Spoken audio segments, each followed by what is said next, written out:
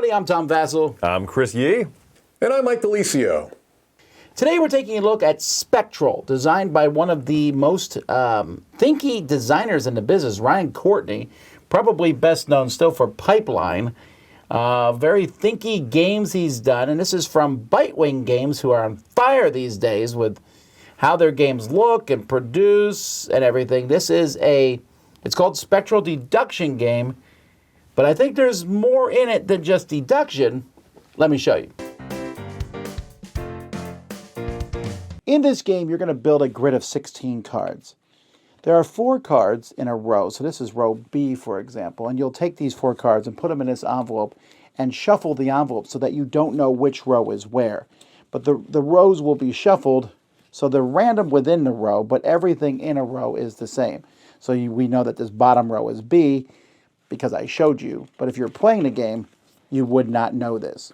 So you're playing with a grid of 4 by 4 cards that is going to be put out randomly at the beginning of the game. Now, when you have the cards revealed, at the end of the game, you're going to reveal all the cards. And this is going to show you where you're going to put gems and or curse tokens. So there are 4 curses, and then there's 12 cards that have gems on them. Each one shows you, but there's 4 different things. So this card here means that there is a gem exactly 2 spaces away from it. And there's only 1 card that's possible. So it's diagonal. So it can't be this one. So 1, 2. That means there's going to be a 12-point gem on this card. This one here says that there's a gem in the mirror image horizontally. So if you folded this over, that means that there would be a 12-point gem here. This one takes a look in the quadrant that it's in and has a gem in the opposite spot. So this puts a gem here. Coincidentally, this one is going to put a gem here. And then this one says, when you go around the circle, whether it's the outer circle of 12 cards or the inner circle of 4, there's a curse 2 spaces clockwise. Boom, boom. So there is a curse here. So those are the 4 different things. There's different combinations of the 4 in each row. There's going to be 4 curses put on the board and 12 chips, and it's possible to have multiple chips on the same tile. And it's possible to have multiple curses on the same tile. At the beginning of the game, you're going to put some rubble on the board if there's less than 4 players. If you have 4, you don't need it. Regardless, either way, players are going to get some explorers in denominations of 1, 2, and 4. On a player's turn, they can put out an explorer or pass. When you put out explorer, you put it between 2 cards, and then you secretly look at one of these cards. You will then take your book here, and you'll write on the page that you're using for the game, you'll write what card you've seen in that spot. You can use any symbols you want. So for example, this one here, I'll write that this card is here, and I'll say also, it's showing me that there's a gem on the mirror horizontal image, which is here. I'll put that. The book also shows you what cards are in row A, B, C, and D. So if you know 3 of the cards in a row, for example, you automatically know what the 4th one is. So you're writing this information down there. If you want to go a spot where there's a rubble token or where there's explorers, you need to play at least double the amount that's there. So if there's 1 here, the red player might put 3 here, putting a 2 and a 1 to take this spot. And then later on, if I want to take that spot, I'm going to have to put 6 there, putting a 4 and a 2. And if you run out of explorers, obviously you'll be forced to pass. Now the reason you're putting out these explorers is so that you can look at the cards to get information. But once everyone has passed, all the cards will be revealed. And we're going to put out these 12-point gems and these curses on the board. Every spot that has a curse will remove every explorer that's on all 4 sides of it. They're just gone. And then any spot that has a gem is going to be split between the people who are on each side. So let's say the game ended like this. Purple is on 2 sides, so they're going to get 2/3 of 12. And red is going to get 1/3. Doesn't matter how many explorers, what matters is the number of sides. And the game comes with 3, 4, and 6-point gems so that it makes it easy to split these 12s up. You also are going to get points for each explorer you haven't used on the board, depending on the number of players. You'll add those to the points you get from chips, and whoever has the most is the winner. There's also some bonus cards that can be added to the game that will do unique things. You can throw in a few of these, and these will point at something and cause other cards to freeze or rotate or do all kinds of unusual things in the advanced mode.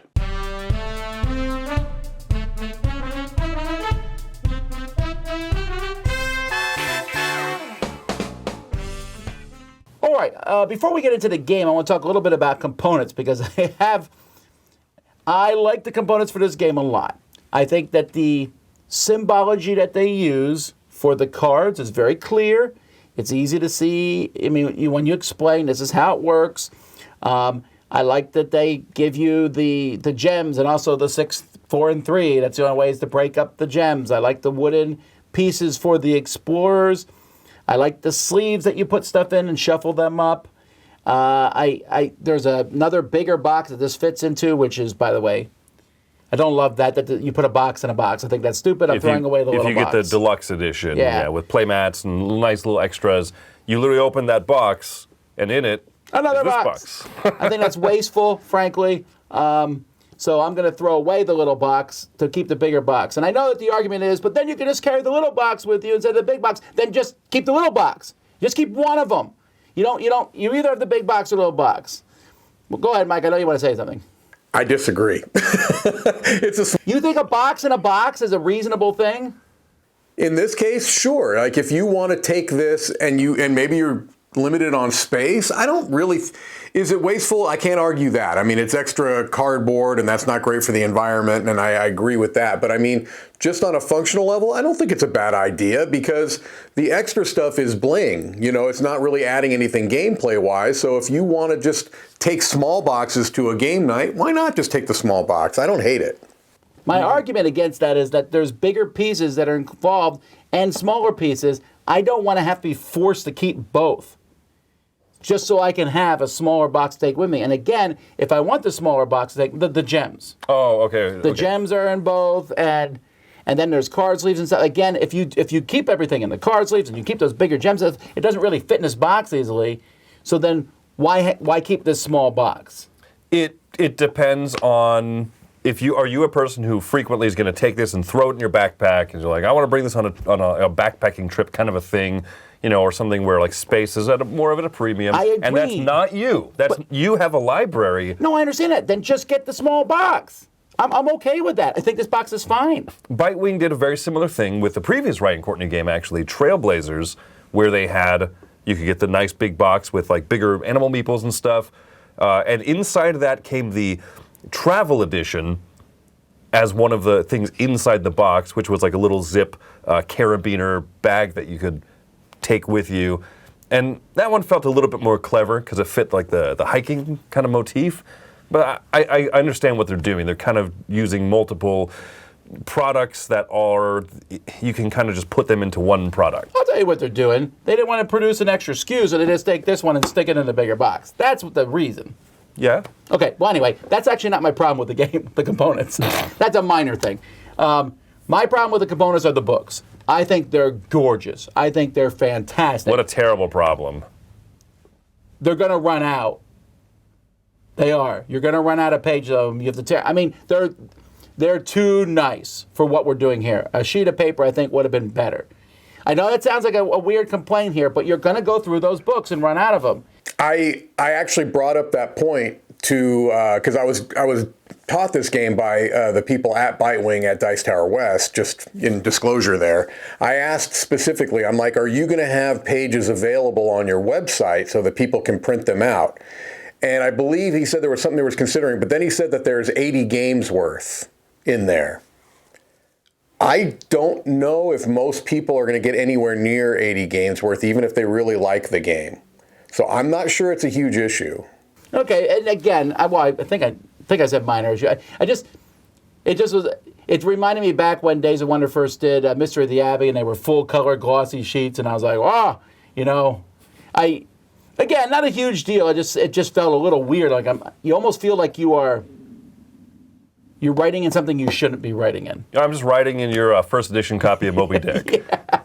Now, that being said, again, these are all minor complaints. We spent way too much time talking about the production. Bitewing's on fire. Their stuff is great. Those books, let's talk about those books for a minute. The fact that they give you a lot of information, those are really well laid out because a blank sheet of paper, I wouldn't know where to start, right? So the fact that the books are there, they have a guide of what all of the different possibilities within A row, B, C, and D row. All that information is really quick at a glance available, which facilitates all of that stuff. The fact that they are laid out in a way where you can use quick reference markings for, okay, I know guaranteed that this is a gem space.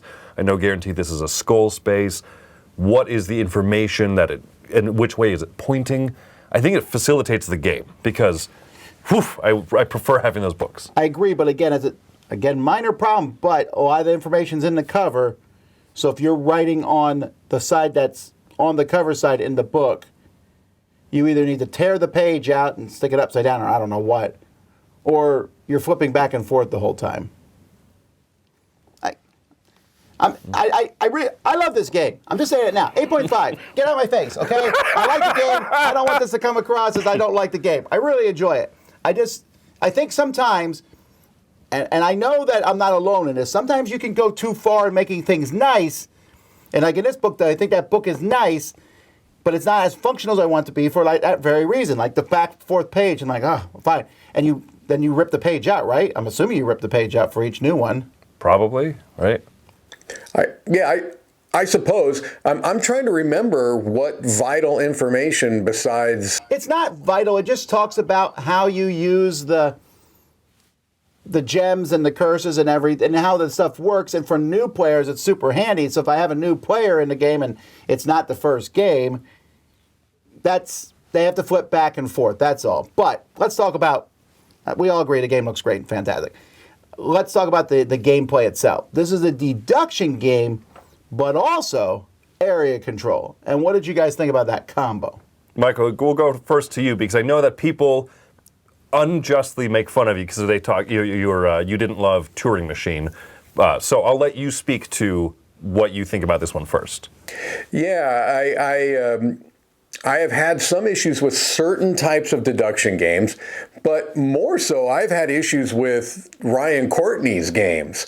Not that they're bad designs by any means. I found them all to be impressive designs that completely destroy my brain. So even Curious Cargo, the kind of like smaller version of Pipeline, the two-player game, my head was just melting from trying to figure out that game. Everyone's head melts from Curious Cargo. To be fair, that's the only hey, I'm going to make a smaller box. That's even thinkier. That's right. So I've had some issues with his games in the past. Again, me personally, not in the design, but in me being able to grasp them. This game, very different, okay? Partially, I didn't talk a lot about the components because you were waxing rhapsodic about those things. But I do believe that the book does help you. The one thing that I found myself, and this is a me problem, was the reflection. The other kind of ways that you deduce where things are, my brain latched onto right away. Okay, opposite corner, two spaces diagonal. That all made perfect sense. The clockwise, although. I kept forgetting that there's two, there's an inner and outer ring, and so I messed up a couple of times. Again, a me problem. But other than those little things that tripped me up maybe once, wouldn't happen again in future games, or didn't happen again in future games, it works for my brain. It's very clever. It's a spatial type of deduction, which I tend to do better at than like numbers, mathematical equation type of logic puzzles or games. And so I found this one to be really, really clever. You certainly feel like you're using information not only that you're coming up with on your own, but what other players are doing. And that's where the area control part comes in, because once you're doing some deduction of where the good spots are, that maybe have multiple gems and no curses around them, you start to see people doubling down and putting their large groups around them. And so you can do a little bit of kind of bluffing, although that's a dangerous gambit to play because you are very limited in the number of things that you can put out there for area control. But it all works, I think, pretty seamlessly. I really did like that, and I thought it was an odd mix, deduction and area control, although I'm sure that's been done before. I just can't think of an example offhand. What it reminds me of, this game reminds me of a more grown-up, like a Ryan Courtney type designed version of the Phil Walker Harding game Museum Suspects, where there's not a single perfect solution, but as you are looking at cards, you're unveiling more information about what things possibly could be. And in this game, a spot could have 3 gems stacked up on it and a curse. And so because of the freeform nature of it, it's not a perfect single I'm trying to puzzle think now if to that's solve. possible. It is possible. 3 gems and a curse, 4 things on one tile. Yeah, because it could be a reflection down this way and 2 tiles away from here, and could be clockwise 2 over, but that space is also a curse. I've seen it happen, and it's so satisfying when people are putting lots of their guys around one spot because they know there's at least 2 gems on there, and you know something they don't know, and you're just smirking.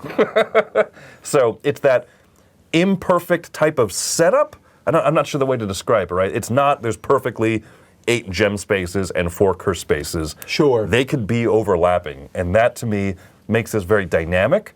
It makes it very fun, and as Mike said, it lends itself to a type of deduction that I also enjoy the mathematical stuff, Turing machine, that type of thing.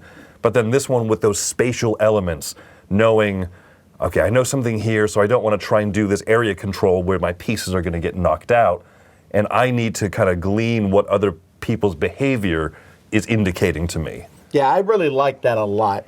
In fact, so I like really hefty deduction games. Very much different than Mike on that, and I was kind of flabbergasted when I played some people that are like, I don't get the reflection. I'm like, how can you not? So obvious, But I get it. The reflection also tripped up some people, but I like that a lot. This game is not nearly as heavy on that as much. In fact, when I first started playing this game, I played through the tutorial game where you leave the 4 middle cards face up, and about 5 minutes in, I'm like, no, this is too easy. Because you look at one of the 2 cards next to them, and I already knew all 4 cards in the line. I'm like, wait a minute, I know where half the stuff on the board is already, and it was just too easy. It's a good way to teach people to play the game. If people struggle with the systems of it, that's a really great way to, basically have everything out in the open almost. Yeah, but when I teach it, I just put I put a 4x4 grid up, and I show people where everything works, so that you can see that.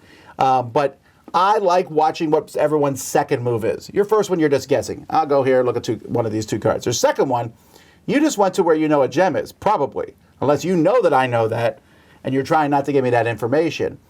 And if you find a spot where there is 3 gems, now you said you saw 3 on 1. I've never seen that. I've seen 2. But I've seen 2 next to 2 or 2 next to 1. That's an amazing spot. And I'll put 8 in between that if I can. And I like that because I like area control. So it's mixing 2 things that I like a lot. Yeah, I agree. I actually did get a 3 gem spot. I think it's pretty rare, but it was very, very satisfying when it happened. This is a game that it's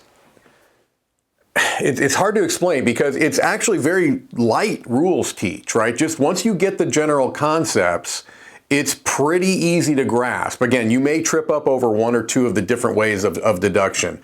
It has for a game like this, where Chris was mentioning, it has, variable setup. It's not arduous to do that either. I mean, they've come up with a pretty clean system on getting the game taught. So much so that what Tom was mentioning is completely viable, where you can just have a sample grid, show people how it works, shuffle it up, and actually put out a grid. It's not certain deduction games you couldn't do that with because it's just so much going on. Here, it's a relatively simple process, very clever, so that you have that unsure information no matter how many games you've played. And so I really think that they did a good job of making it a game that can be very satisfying as far as deduction goes, but it's never going to overstay its welcome. It's really quick, and it's easy to set up, and if you wanted to play it again, it would not be hard to just shuffle it up and play it again. It's that kind of a game. With that much satisfaction, it's hard to find ones like that. I agree. My first game, as soon as we were done, I was like, we're doing this again. You Yeah. know, let's set it up and play again. And I like it a lot. I already set my rating, 8.5. I don't normally say, hey, let's throw it in the kitchen sink, but I really like those extra cards that will lock another card. I mean, this will take the deduction level up or the complexity level up quite a bit because this card rotates this one or does something, does some funky stuff, and that means you'll need to do more. But there's so much I like about this game. I like the passing aspect of it. I like the fact that pieces you don't use are worth points, that you can pass and come back in, because when you replace the pieces, those pieces will come back to you and you can use them again.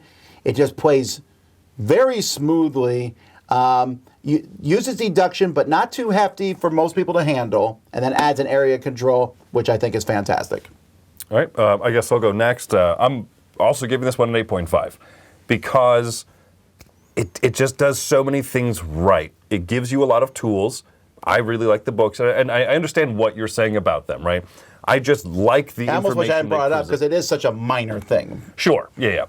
But I like the amount of aids and helpers that it gives you to work with so that you can have more fun with the game than the grokking what you're even trying to do. Sure. I like that the area control part of the game really comes through. So it's not just solving a puzzle, but it is also then playing a game around it. I think it balances that so well with a very simple rule set. Great production, great art. If you want to get the deluxe stuff, you can. If you want to just play with the smaller box without it, I think you're still getting the full experience. And so, yeah, the deluxe stuff is nice, right? If you're a deluxe or bust kind of a person, yeah, that's obvious. But just in the smaller box, a lot of game in a small box, a lot of fun. 8.5 from me. Normally, having 3 people give a review score of 8.5 wouldn't be very helpful because that is my score. But I'm going to say this. I think that in this case, it might be useful to some people in the sense that I've been very hit or miss with deduction games. Tom is almost across the board loves deduction games. And Chris, from what I know, has been very favorable to most deduction games. For me, it's not always been that way. There are certain types of deduction games that don't work for my brain. I've tried to explain the ones that have. And so if you, as someone watching this, have had some issues with deduction, specifically number-based deduction, you have found similar issues that I've had, I can tell you that this didn't give me those types of problems. I think that this is very much what I look for in a deduction game, where you really do have to put those muscles to work, but you're not feeling overwhelmed, lost in many cases. I don't think that there are usually times where I feel lost. Sometimes I feel like I took a gamble too early, right? But that's different than feeling lost, stabbing in the dark. I didn't get those senses when I was playing this game.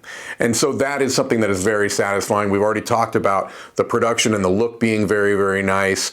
I also really particularly like that, I mentioned it earlier, but you really feel like you've played a full deduction game in a very short period of time. I have not found a lot of those types of games. So, this is just an excellent entry. And as Tom has mentioned, Bitewing Games has really come out strong with the products that they have released onto the market so far. And, I hope that they continue doing what they're doing because they're doing a great job. So 8.5 for me.